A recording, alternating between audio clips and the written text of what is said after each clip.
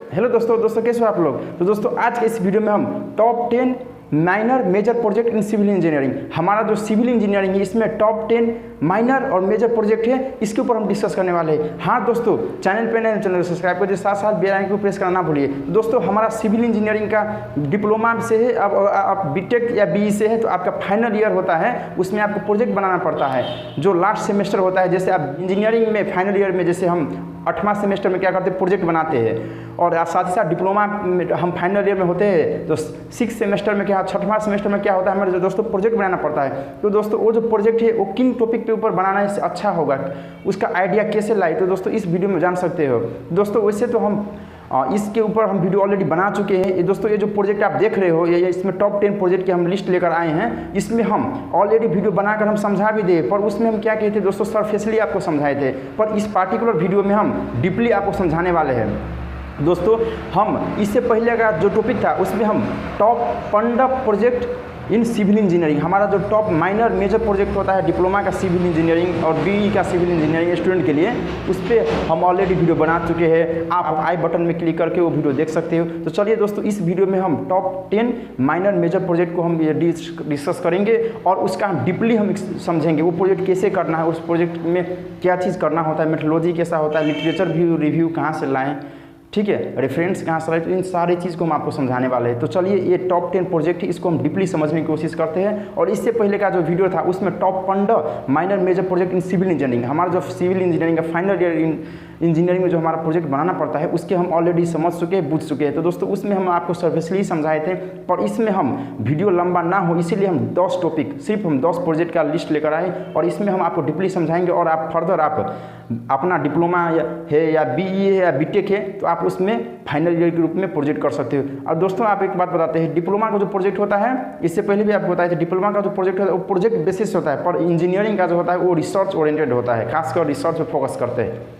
ठीक है, क्योंकि इंजीनियरिंग में आपको क्या करना पड़ता है, रिसर्च उसको पब्लिश करना पड़ता है, इसीलिए इसको आपको समझ लेना बहुत ज़्यादा ज़रूरी है। तो चलिए हम इन टॉपिक पर डिस्कस करते हैं। तो यहाँ पे मैंने लिखा top 10 minor major project for civil engineering student, जो हमारा सिविल इंजीनियरिंग फाइनल ईयर का स्टूडेंट है। तो चलिए एक एक करके हम समझने की कोशिश करेंगे। तो गाइज आपके पास इतना सारा 10 टॉपिक है, आप इन टॉपिक पे आप रिसर्च कर सकते हो। फर्स्ट में क्या है हमारा फाइबर रेनफोर्स्ड कंक्रीट। दोस्तों फाइबर रेनफोर्स्ड कंक्रीट का मतलब हो गया जो हमारा नॉर्मली कंक्रीट होता है, जो सीमेंट सैंड कोर्सिग्रेट और वाटर के साथ जो मिक्सर होता है, उसमें हम क्या करेंगे, यानी कि हम फाइबर डालेंगे। फाइबर का मतलब हो गया आपका जैसे प्लास्टिक फाइबर होता है, जीआई फाइबर होता है, बहुत सारा का मटेरियल होता है जो हम फाइबर के रूप में हम फाइबर मानेंगे किसे, जो एक वायर की तरह कोई भी ऑब्जेक्ट, एक जो धागेदार ऑब्जेक्ट होता है, मटेरियल होता है, उससे हम फाइबर बोल सकते हो। तो गाइज इसमें हम क्या करेंगे, फाइबर रेनफोर्स्ड कंक्रीट में क्या करना है, यहाँ पे हमें इसमें क्या ले सकते हो, चलिए इसको हम समझाते हैं आपको। रिसर्च करने के लिए क्या कर सकते, इसमें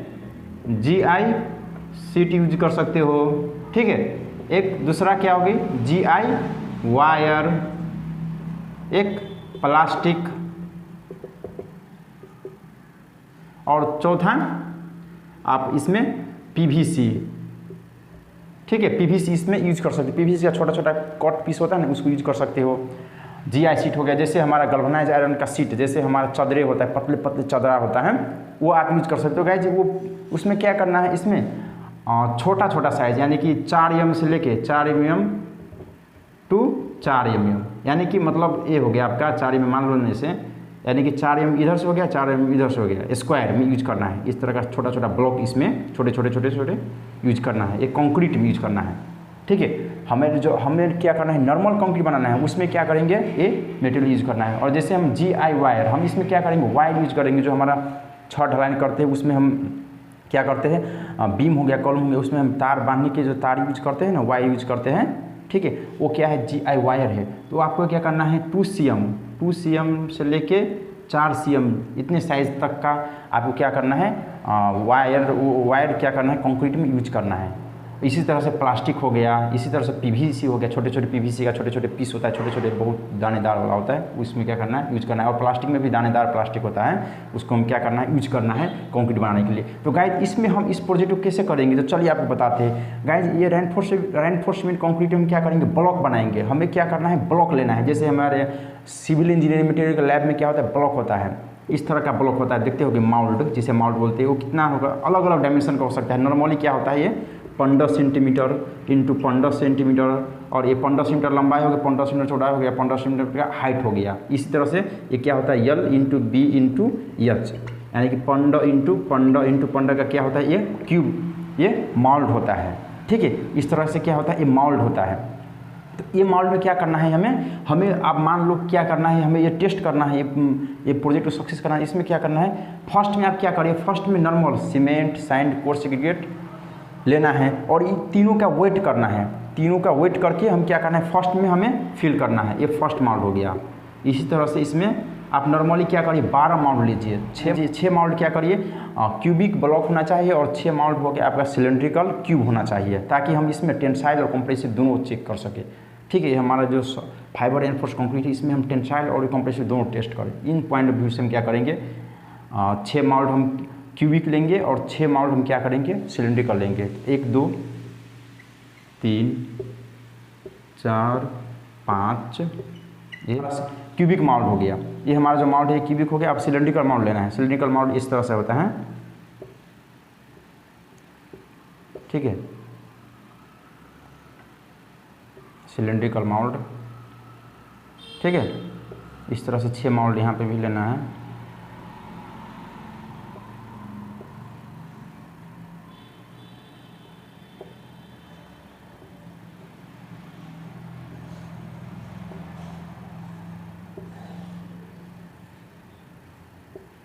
इसी तरह से हमें 6 माउल्ड लेना है। तो गाइज क्या करना है, ये जो माउल्ड है इसमें हम कंक्रीट जो फिल करेंगे, ठीक है, इसमें हम टेंसाइल स्ट्रेंथ इसको चेक करेंगे और यहाँ से हम क्या करेंगे कंप्रेसिव स्ट्रेंथ टेस्ट करेंगे। इस माउल्ड की मदद से हम क्या करेंगे कंप्रेसिव स्ट्रेंथ चेक करेंगे। इससे हम क्या करेंगे टेंसाइल करेंगे इस सिलेंड्रिकल माउल्ड से। तो गाइज इसमें हम क्या करना है, इसमें क्वांटिटी कैसे लेना है। तो गाइज हम फर्स्ट क्या करेंगे, फर्स्ट माउल्ड, ठीक है, देखिए इसका भी फर्स्ट माउल्ड इसका भी फर्स्ट माउल्ड फर्स्ट है। इसमें क्या करना, नॉर्मल कंक्रीट जो होता है ना, नॉर्मल जैसे सीमेंट सैंड और एग्रीगेट जो हमारा गिट्टी होता है, तीनों का वेट लेना है। तीनों का वेट लेकर इसका वेट मान लो, तीनों का वेट कितना हो गया, मान लो 10 kg है। तो तीनों का वेट लेकर वहाँ पानी को मिक्स करके हम इसको नॉर्मल मटेरियल नॉर्मल कंक्रीट बना के इसमें पोर करना है, कॉम्पेक्शन करके इसको भर देना है फर्स्ट माउल्ड में। और सेकेंड माउल्ड में क्या करना है हमें, जब आप GI शीट यूज़ करें या GI फाइबर या प्लास्टिक कौन सा यूज़ करें आपके ऊपर डिपेंड करता है। जैसे हम GI वायर, हम अपने प्रोजेक्ट में क्या किए थे GI वायर यूज किए थे। इसमें कितना सेंटीमीटर का दिए थे वायर, 3 सेंटीमीटर का दिए थे। तो हम इसमें क्या करेंगे, इसमें हम बाई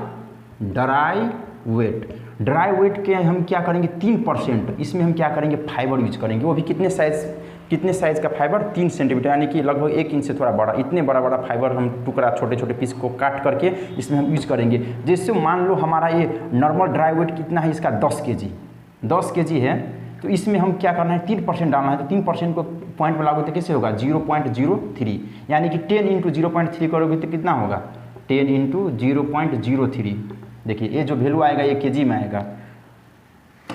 इसको हम कैलकुलेशन करते हैं 10 इंटू 0.03, यहाँ ये कितना हो गया 0.3। ये क्या हो गया केजी हो गई। तो हमें इसमें ग्राम में ले जाना है, इंटू 1000 करोगे कितना होगा 300, यानी कि हमारा 300 ग्राम हम क्या करेंगे इसमें, हमारा 300 ग्राम और साइज़ कितना 3 सेंटीमीटर साइज और 300 ग्राम वेट का हमें क्या करना है GI वायर इसमें डाल देना है फर्स्ट, यानी कि सेकेंड ब्लॉक में सिलेंडर में। इसी तरह से थर्ड, ये हमारा फर्स्ट ब्लॉक है, सेकेंड और थर्ड ब्लॉक में क्या करना है, थर्ड ब्लॉक में 3% इसमें डाले तो इसमें हम 4% डाल देंगे। तो यहाँ पे आप क्या आएगा 0.4 आएगा। तो यहाँ से इसी तरह से यहाँ से 400 ग्राम इसमें डाल देना है, इसी में 500 600 700। इसी तरह से हमें 6 ब्लॉक बना के इसमें हमें फाइबर डाल के कंक्रीट को बनाना है। और इसको ये बना के इसको 28 दिन के बाद इसको टेस्ट करना है, यानी कि ये नॉर्मल कंक्रीट का ब्लॉक के मुकाबले ये फाइबर डाला हुआ परसेंटेज इंक्रीजेज फाइबर डाला हुआ ब्लॉक किस तरह का परफॉर्मेंस दे रहा है, उसका कंप्रेसिव स्ट्रेंथ किस तरह का है, और उसको चेक करना है। और साथ ही साथ इसमें भी क्या करना है,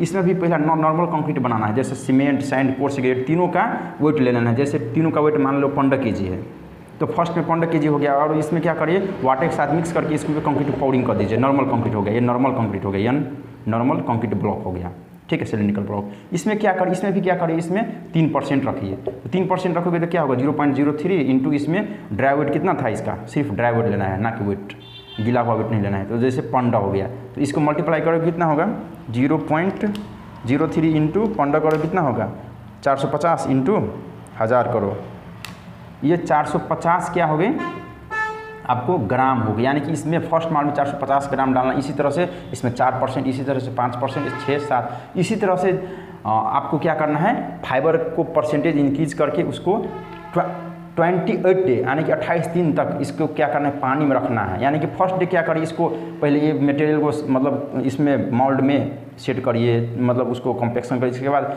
24 आवर 24 घंटे बाद उसको ओपन कर दीजिए और वही क्यूब एक वाटर टैंक में ले जाकर 28 दिन तक उसको छोड़ दीजिए। उसके बाद कंप्रेसिव और टेंसाइल स्ट्रेंथ दोनों चेक करिए और टेल्स चेक करने के बाद आप वहाँ पे रिजल्ट क्या लिखिए होगा कि हमारा नॉर्मल कंक्रीट का ब्लॉक था, ये ब्लॉक था, ये और एक ब्लॉक था, उसके मुकाबले फाइबर इंक्रीजेज क्या हुआ, ब्लॉक किस तरह का स्ट्रेंथ देता है, किस तरह का टेंसाइल स्ट्रेंथ है, किस तरह से कंप्रेसिव स्ट्रेंथ है, तो वो चीज़ आपको टेस्ट कर सकते through GI wire, plastic, PVC use करके। कितना यानी कि नॉर्मल कंक्रीट के मुकाबले ये मटेरियल हम डाल रहे हैं तो कितना उसका स्ट्रेंथ में चेंज होता है, कितना उसका टेंसाइल स्ट्रेंथ में चेंज होता है, कितना कंप्रेसिव स्ट्रेंथ में चेंज होता है। तो वो ये चीज़ करने से गाइज क्या होता है, फर्दर आप इसको इस मटेरियल को आप क्या कर सकते हैं, जैसे रोड में कर्व देखते हैं, अलग अलग कंक्रीट का ब्लॉक देखते हैं, उसमें आप यूज़ कर सकते हैं और रिसर्च ये पूरा कर सकते हो। तो ये चीज़ इस तरह से काम करती है फाइबर रिइंफोर्समेंट कंक्रीट। ठीक है गाइज। तो गाइज अर्थक्वेक रेजिस्टेंस बिल्डिंग मतलब ऐसा बिल्डिंग बनाना जो भूकंप प्रतिरोधक हो, भूकंप को अच्छे मज़े से झेल सके और बिल्डिंग कोलैप्स ना हो, गिरे ना। तो वो बिल्डिंग क्या है, अर्थक्वेक रेजिस्टेंस बिल्डिंग। दोस्तों अर्थक्वेक रेजिस्टेंस बिल्डिंग को आपको हम समझाते हैं। देखिए दोस्तों, ये अर्थक्वेक रेजिस्टेंस बिल्डिंग में क्या होता है, आपका जो प्रोजेक्ट है वो यूनिक होना चाहिए। यानी अर्थक्वेक रेजिस्टेंस बिल्डिंग में क्या टेक्नोलॉजी यूज़ करते हैं, जैसे हम कोई भी बिल्डिंग है, नॉर्मल बिल्डिंग के मुकाबले उस बिल्डिंग को हम कैसा बनाएंगे तो अर्थक्वेक रेजिस्टेंस होगा। तो गाइज इसमें आपको क्या कर सकते हो, आपको बताते हैं। अर्थक्वेक रेजिस्टेंस बिल्डिंग में आप क्या कर सकते हो, आप बेस आइसोलेशन मेथड, देखिए हमारा कोई भी स्ट्रक्चर है, ठीक है, उसमें क्या करिए, यहाँ पे देखिए बेस आइसोलेशन मेथड, इसको यूज करके आप ये प्रोजेक्ट को फिजिबल, ये फाउंडेशन हो गया, ठीक है, ये हमारा ये NGL हो गया, ये नेचुरल ग्राउंड लेवल हो गया, आपका ये क्या हो गया, बेस आइसोलेशन मेथड इसे बोलते हैं, बेस आइसोलेशन मेथड। ठीक है, और ये क्या हो गया, सुपर स्ट्रक्चर हो गया, सुपर स्ट्रक्चर, और ये क्या हो गया, सब स्ट्रक्चर हो गया। ठीक है गाइज, तो हम इसमें क्या करना है, हमें एक बेस आइसोलेशन मेथड इसमें यूज करना है। वो प्रोसेस इसमें क्या होता है, एक इलास्टिक टाइप में रबर होता है और साथ ही साथ बीच में मेटल का प्लेट होता है। हम उसके ऊपर भी वीडियो बनाए हैं, आप नहीं देखे हैं तो वीडियो आई बटन में क्लिक करके वीडियो देख सकते हो, अच्छे से समझ आओगे। तो क्या करना है आपको, अर्थक्वेक रेजिस्टेंस बिल्डिंग में बेस आइसोलेशन मेथड बना के आपको बिल्डिंग एक डेमो तैयार करना है और उसमें आपको लिखना है कि हम इतने डायमीटर का हम इसमें रबर बार यूज़ किए थे, इतने मटेरियल यूज़ किए थे और इस स्ट्रक्चर को हम क्या किए थे, कंप्लीट किए थे। और ये जो स्ट्रक्चर है इतने अर्थक्वेक आने के बाद भी आप फिर फर्दर आपको क्या करना है, इसमें टेस्ट भी करना होगा, क्योंकि आपका प्रोजेक्ट आप बैचलर ये है या डिप्लोमा से, तो आप क्या करना है, उसको प्रमाणित भी करना पड़ेगा। जैसे आपको क्या करना है, ग्राउंड चेकिंग करके टेस्ट करके इसको आपको चेक भी करना है फर्दर, जब आप रिपोर्ट सबमिशन करते हैं उसके बाद। ठीक है, तो वो चीज़ भी करके आपको दिखाना पड़ेगा। तो और दूसरा फर्स्ट मेथड ये हो गया, बेस आइसोलेशन मेथड हो गया, ठीक है। और दूसरा क्या हो गया, दूसरा आप क्या हो सकता है, ये मेथड हटा के दूसरा आप क्या कर सकते हो, रेट्रोफिटिंग मेथड भी यूज कर सकते हो। हाँ गाइस, जहाँ पे ऑलरेडी स्ट्रक्चर कंस्ट्रक्शन हो चुका है उसमें आप क्या करिए, कॉलम है, बीम है, उसमें चारों ओर से क्या कर सकते हो, मतलब एक बीम हो गया, कॉलम में चारों ओर से एक्स्ट्रा हम क्या करते हैं, रिवार जो हम डंड जिसे हम स्टील बोलते हैं, रॉड बोलते हैं, वो रॉड चारों पार से भी एक बॉल बीम या कॉलम के शेपिंग बनाकर उसको क्या करेंगे, उसमें सेट करके वो स्ट्रक्चर को भी आप क्या कर सकते हो, अर्थक्वेक रेजिस्टेंस बिल्डिंग बना सकते हो। तो उसमें कितना मटेरियल लगा है, मटेरियल का डायमीटर कितना देना है, वो सारी चीज़ आपको रिसर्च प्रोजेक्ट में करना होगा। तो ये होगी एक रेट्रोफिटिंग हो, दूसरा होगी रेट्रोफिटिंग। और तीसरा क्या होगा गाइज, तीसरा आप क्या कर सकते हो, ये जो कॉलम है, बीम है, स्लैब है, जितने आप बार यूज किए हो, सरिया यूज किए हो, वो सरिया क्या होना चाहिए, ज़्यादा डक्टाइल का यूज करिए। ज़्यादा डक्टाइल से क्या होगा, बिल्डिंग जो शेक करेगी पर गिरेगी नहीं। तो आप कितना डक्टाइल करना है, कितने 500 डिग्री यूज करना है या 650 यूज करना है या 700, कितने आप मतलब कितने बार को इलास्टिसिटी होना चाहिए, कितने इलास्टिक देने से वो अच्छा होगा, उस तरह का क्या करिए आप डिज़ाइन करिएगा। तो आपका ये प्रोजेक्ट इसके ऊपर भी टिका रहेगा। इलास्टिसिटी ऑफ बार। और तीसरा हो गया आपका क्या हो गया, चौथा, फर्स्ट हो गया बेस आइसोलेशन मेथड, दूसरा रेट्रोफिटिंग, तीसरा क्या हो गया, इलास्टिसिटी ऑफ बार, है ना। और चौथा क्या हो गया, आप कॉलम का डिज़ाइन करते हैं तो कॉलम का कितना थिकनेसेस होना चाहिए, उसके बेसिस पे भी क्या कर सकते हो आप थिकनेसेस, जैसे आप हम ई टैब में क्या करेंगे, ई टैब की मदद से आप क्या कर सकते हैं, कॉलम का थिकनेसेस, बीम का थिकनेसेस बढ़ाकर हम आप क्या करेंगे अर्थक्वेक रेजिस्टेंस बिल्डिंग बना सकते हैं। तो गाइज इन्हीं चीज़ को, इन्हीं टॉपिक को आप कवर करके आप क्या कर सकते हो, प्रोजेक्ट को फिजिबल करा सकते हो, अगर आप बीटेक से हैं या डिप्लोमा से है तो ठीक है। तो इस तरह से आप अर्थक्वेक रेजिस्टेंस बिल्डिंग को भी प्रोजेक्ट को आप सक्सेस करा सकते हैं। और तीसरा क्या है, इंटरसेक्शन ऑफ रोड। दोस्तों इंटरसेक्शन ऑफ रोड में क्या होता है, ये बहुत ही कॉम्प्लेक्स टॉपिक है और इंटरसेक्शन ऑफ रोड है, इंटरसेक्शन ऑफ रोड ये रिसर्च बेसिस प्रोजेक्ट है, ठीक है गाइज। इंटरसेक्शन ऑफ रोड में क्या होता है हम आपको बताते हैं, पहले इसको मिटा देते हैं गाइज। इंटरसेक्शन ऑफ रोड, जैसे इंटरसेक्शन क्या है, इंटरसेक्शन किसे बोलेंगे, इंटरसेक्शन का टाइप्स क्या होता है, वो हम कल ही वो वीडियो अपलोड किए थे, वो वीडियो आप आई बटन में क्लिक करके देख सकते हो, इंटरसेक्शन का कॉन्सेप्ट आपको समझ में आएगा। तो दोस्तों इंटरसेक्शन ऑफ रोड में हम किस तरह से रिसर्च कर सकते हैं। दोस्तों हमारा कोई भी इंटरसेक्शन है, ठीक है, कोई भी इंटरसेक्शन है, देखिए जैसे इस तरह से हमारा इंटरसेक्शन है,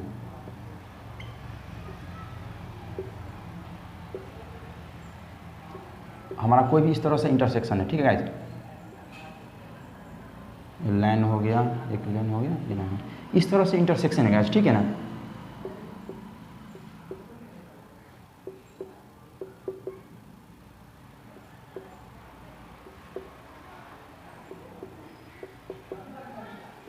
इस तरह से हमारा इंटरसेक्शन है। तो इंटरसेक्शन में क्या होता है गाइज, ओवरऑल आपका क्या इंटरसेक्शन है, तो इंटरसेक्शन का परफॉर्मेंस किस तरह का परफॉर्मेंस दे रहा है वो, इंटरसेक्शन वहाँ पे जाम कितना है ना। तो आपको क्या करना है, आप कहीं से भी, आप इंडिया से है, नेपाल से है, बांग्लादेश से, पाकिस्तान से, कोई भी देश में इससे मतलब नहीं है। अगर आप इस टॉपिक पर रिसर्च करना चाहते हैं तो क्या करिएगा, मैंने भी फाइनल ईयर इंजीनियरिंग का फाइनल ईयर रिसर्च इसी पे किए थे, इसीलिए मुझे इस पर फुल नॉलेज है। आपको कोई भी डाउट है तो आप हमें कमेंट करके पूछ सकते हैं, आपको हम सारा चीज़ बता देंगे। और खास इंटरसेक्शन ऑफ रोड में आप जो प्रोजेक्ट करते हैं, वहाँ का जो मेन सिटी है, मेन सिटी का एक चौक ले लीजिए, वो उस चौक पे मैक्सिमम आप ऑब्जर्व करिएगा, उस चौक पे मैक्सिमम ट्रैफिक व्हीकल यानी कि गाड़ी मूव करता है, वहाँ पे उस चीज़ को हम क्या करिए, आप पकड़िए, ठीक है। जैसे हम मान ले दिल्ली, इंडिया भारत की बात करें तो दिल्ली, नेपाल की बात करें तो काठमांडू, कराची हो गया, पाकिस्तान की बात करें तो बांग्लादेश का हो गया, अलग अलग देश का अलग अलग आपका कैपिटल सिटी हो सकता है, अलग अलग बड़े बड़े सिटी हो सकते हैं।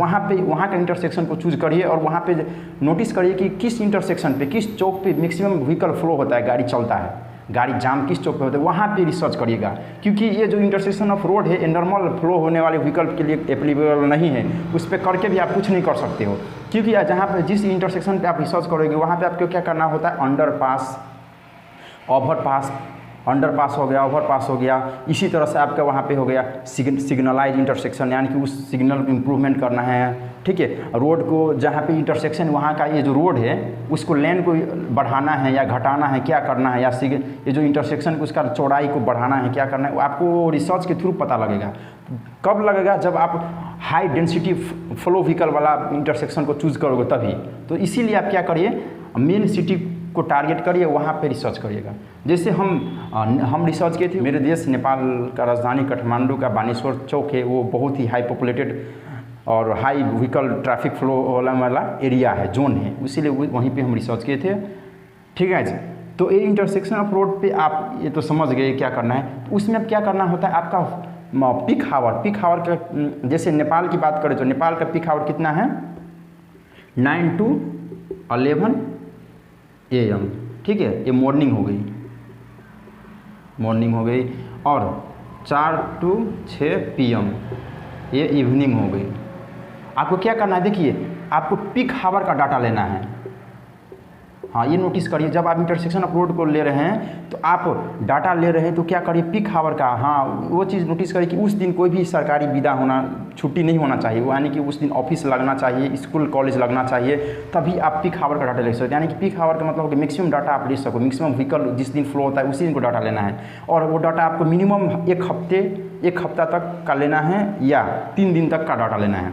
उसके आधार से ही आपको काम करेगा। जैसे नेपाल के केस में बात करें तो 9 यानी कि 9 बजे से लेकर 11 बजे सुबह का जो टाइम होता है, इसमें क्या होता है, मैक्सिमम व्हीकल जाता है, क्योंकि इसी टाइम ऑफिस का भी टाइम होता है, साथ ही साथ बच्चे लोग पढ़ने भी जाते हैं तो बस से जाते हैं, तो इसीलिए मैक्सिमम व्हीकल क्या होता है, फ्लो होता है। और साथ ही साथ 4 से 6 क्या होता है, ऑफिस छूटने की टाइम होता है, यानी कि ऑफिस जब ऑफिस बंद होता है इतने बजे टाइम में, तो क्या होता है उसी समय भी क्या होता है, vehicle maximum intersection through pass होता है। तो वो चीज़ क्या कर सकते हो आप, वहाँ के डाटा लेकर ये चीज़ को आप समझ सकते हो, वो चीज़ों को प्रोजेक्ट को फिजिबल कर सकते हो। तो चलिए आप क्या करिए, पीक हावर को डाटा लेना है। तो पीक हावर को डाटा लेंगे कैसे? तो गाइज डाटा लेने से पहले आपको क्या करना पड़ता है, देखिए कोई भी इंटरसेक्शन होते वहाँ पे होता है लेन। आप किस लेन से बात कर रहे हैं, जैसे हम आपको यहाँ पे एक फिगर दे के बताते हैं। जैसे एक इंटरसेक्शन होगी तो गाइज इसमें क्या होता है, देखिए मान लो इस तरह का है आपका,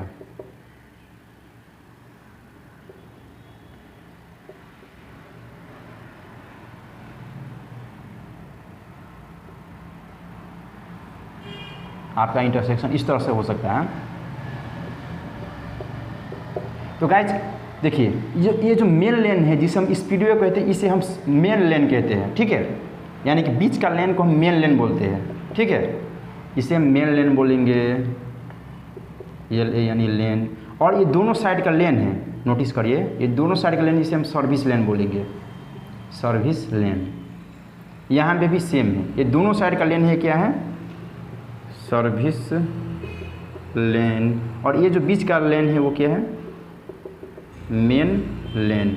तो गाइज इस तरह से क्या होता है, हमारा कोई भी इंटरसेक्शन से मेन लेन से, देखिए ये मेन लेन से इस सर्विस लाइन में कितना व्हीकल गया है। जैसे इस मेन लेन से बात करें तो इस मेन लेन से यहाँ इस सर्विस लाइन में कितना गया है, इस मेन लेन से इस लेन में कितना गया है, ठीक है। ये चीज़ समझिए, इस मेन लेन से इस सर्विस लाइन में कितना व्हीकल गया है, इस सर्विस लाइन से इस सर्विस लाइन में कितना व्हीकल गया है, इस मेन से इस सर्विस लाइन में कितना व्हीकल गया है, इस सर्विस से इस सर्विस में कितना व्हीकल गया है। ये आपको क्या करना है, सर्विस से मेन, मेन से सर्विस, सर्विस से मेन, मेन से सर्विस, यानी कि डिफरेंट डायरेक्शन में जो व्हीकल मूव हुआ है उसको आपको क्या करना है, 15 मिनट का, ईच 15 मिनट का व्हीकल को आपको काउंट करना है। तो इसमें क्या हो सकता है दोस्तों, इसमें डाटा हम कैसे लेना है, जैसे आपको हम एक बॉक्स बना के दिखाते हैं।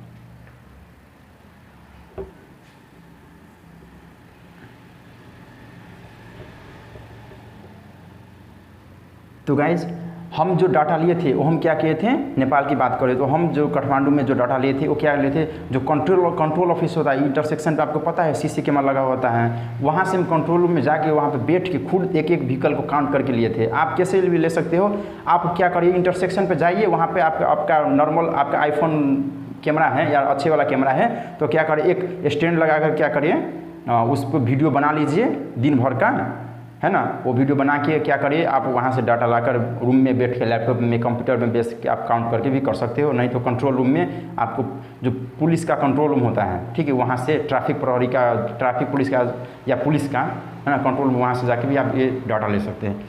तो चलिए इसको डाटा हम लेंगे, तो हम डाटा कैसे लेना है आइए बताते हैं। हमको बता देते हैं ना, पहले मेन लाइन से सर्विस लाइन कितना व्हीकल गया है ना, सर्विस से मेन से सर्विस।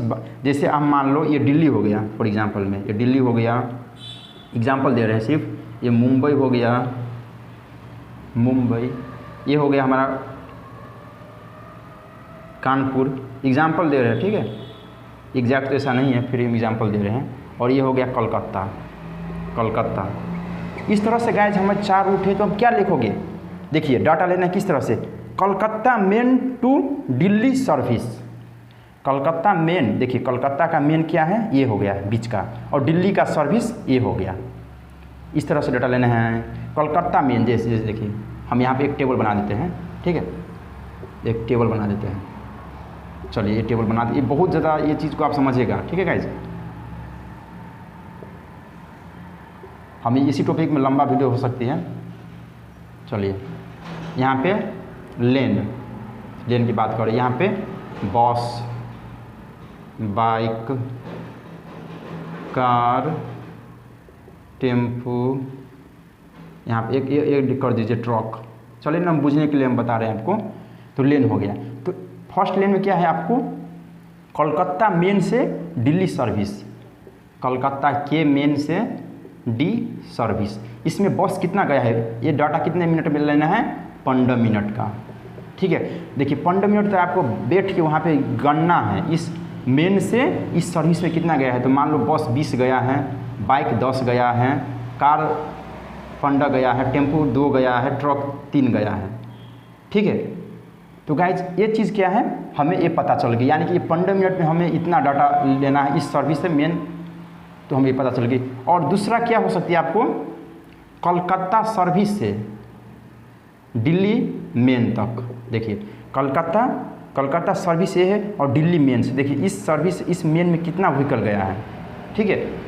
तो मान लो बस गया है 10, बाइक गया है 20, कार गया है 5, टेम्पो गया है 4, ट्रक गया है 2। इस तरह से क्या करना है दोस्तों, डाटा लेना है। इसी तरह से देखिए तीसरा डाटा हम क्या ले सकते हैं, 15 मिनट का डाटा लेना है, सिर्फ 15 मिनट का डाटा लेना है, ठीक है। 15 मिनट का डाटा लेकर आपको क्या करना है, यहाँ पे आप वो भी लिख दीजिए, टाइम भी लिख दीजिए। जैसे यहाँ पे हम ये टाइम देना कॉलम भूल ही गए हैं, यहाँ पे आप क्या करें, टाइम लिख लीजिए। जैसे हम कितना बजे से शुरू किए थे, जैसे हम पीक आवर की ही बात करें तो 9:11 AM, ठीक है। तो हम यहाँ क्या करेंगे 9 AM, यहाँ पे क्या करेंगे 9:15, यहाँ पे 9:30, 9:45। इसी तरह से क्या करना है 11 बजे तक का यहाँ पर कॉलम भर के ये डाटा को कंप्लीट करना है, ठीक है। इस तरह से करना है। और तीसरा में हम क्या ले सकते हैं, मुंबई मेन से दिल्ली सर्विस। जैसे मुंबई मेन तो ये हो गया, दिल्ली सर्विस आपको ये हो गया, तो यहाँ से Mumbai main to D service vehicle कितना गया है 50, बस कितना गया 50, बाइक इसी तरह से 100 मान सकते हो, कार 200, जितना गया है 20 गया है, 40 गया, 200 गया है तो 200 लिख दीजिए, यहाँ पे 4 लिख दीजिए, 2 लिख दीजिए, है ना। इस तरह से इसमें क्या करिए डाटा भर दीजिएगा, मान लो 4 गया है। तो इसी तरह से क्या करना है, आपको डाटा लेना है। और ये डाटा लेने के बाद क्या करिए आप PCU पैसेंजर कार यूनिट निकालना है। देखिए डिफरेंट व्हीकल के लिए डिफरेंट PCU यूनिट होता है, आप वो चीज़ समझ सकते हो, बुझ सकते हो, आप कई सोर्स से भी देख सकते हैं, ठीक है। तो PCU निकाल के क्या करना है, इसको हमें जो हमारा एक ऐप होता है, ठीक है, ऐप का नाम क्या है PTV vSIM। PTV vSIM एक सॉफ्टवेयर है, ये स्टूडेंट वर्जन सॉफ्टवेयर आपको क्या करना पड़ता है, डाउनलोड करना पड़ता है, और साथ ही साथ आपको किनना भी पड़ता है। आप पैसे देकर किन भी सकते हो, नहीं तो सब्सक्रिप्शन भी ले सकते हो। और साथ ही साथ दूसरा क्या है अल्टरनेटिव, हमने क्या किए थे इसमें, हमारा जो स्टूडेंट वर्जन थे वो हम 6 महीना के लिए लाइसेंस अप्रूवल किए थे, कराए थे, और इसके बाद 6 महीने के बाद ये ऑटोमेटिक बंद हो गया था। इसी के आधार पर हम ये काम प्रोजेक्ट किए थे। तो गाइस इस तरह से आप डाटा ले सकते हो। तो इन्हीं चीज़ को हम इंटरसेक्शन ऑफ रोड पे समझते हैं। और गाइज यही डाटा की बेसिस पे आपको GEH वैल्यू होता है, GEH ये साइंटिस्ट का नाम है। ये जो वैल्यू है वो आपको 5 से नीचा ही होना चाहिए, जैसे 0.67, 0.82, कई वैल्यू 0.10 भी आता है, ठीक है। तो गाइज आपका 0.5 से नीचे का वैल्यू, यानी कि 5 से नीचे का वैल्यू है GEH का वैल्यू, जो 5 से नीचे का है वो बहुत बेस्ट है, ठीक है। और देखिए आपको हम बताते हैं यहाँ पे, यहाँ से हम क्या निकाल सकते हैं, PCU निकाल सकते हैं, पैसेंजर कार यूनिट। और PCU निकालने के बाद GEH निकालना है, GEH का वैल्यू कितना होना चाहिए, देखिए हम आपको बताते हैं, इसको मिटाना पड़ेगा। गाइस GEH का वैल्यू देखिए, GEH का वैल्यू लेस देन 5 से कम है तो ओके है, बहुत बेस्ट है। 5 से कम, GEH का वैल्यू 5 से कम है, यानी कि जैसे एग्जांपल में 0.82, 3 तो ठीक है। GEH का वैल्यू इक्वल टू, GEH का value equal to greater than 5, देखिए 5 to 10, तो ये ओके नहीं है, नॉट ओके। GEH का वैल्यू ग्रेटर देन कितना है 10 है, तो ये वेरी बैड। देखिए अगर GEH का वैल्यू आपका 10 है तो बहुत ख़राब, वो डाटा को लेना ही नहीं है, उसको पूरा समझाना है, पूरा मिलाना है आपको पीसी, यानी कि व्हीकल टैब पैटर्न में, ट्रैफिक सिग्नल में आपको चेंज करना पड़ेगा। अगर GEH का वैल्यू 5 से लेकर 10 है, अगर 1-2 वैल्यू आया है तो आप उसको ले सकते हो, लेकिन आप कोशिश क्या करिए, हमारा जो GEH का वैल्यू है वो 0.8 यानी कि 0 का रेंज में हो, यानी कि 1-2 से कम ही हो, तो आपके लिए वो डाटा बहुत वैलिड है। और उसी के बेसिस पे उसी के बेसिस पे आप क्या कर सकते हो, सिग्नल को डिज़ाइन कर सकते हो, इंटरसेक्शन डिज़ाइन कर सकते हो। आई होप आपको वीडियो देखकर समझ आएगा दोस्तों इस चीज़ को टॉपिक। तो गाइज चौथा प्रोजेक्ट क्या है, स्मार्ट सिटी प्रोजेक्ट। दोस्तों हम पार्ट 2 में ये चीज़ को आपको हम समझाने वाले हैं, क्योंकि ये वीडियो बहुत ही लंबा हो गया, वीडियो लगभग 25 मिनट का हो गया है, ठीक है। हम पार्ट 2 में आपको ये जितना सारा बाकी का टॉपिक है, जैसे स्मार्ट सिटी प्रोजेक्ट हो गया, सीवेज ट्रीटमेंट प्लांट हो गया, ग्रीन बिल्डिंग प्रोजेक्ट हो गया, इन सारी चीज़ को हम समझाने वाले हैं। तो चलिए इस वीडियो में इतना ही। आपको कोई भी इस तीनों टॉपिक में कोई भी और डाउट है तो हमें कमेंट करिए, हम आपको बताने की कोशिश करेंगे।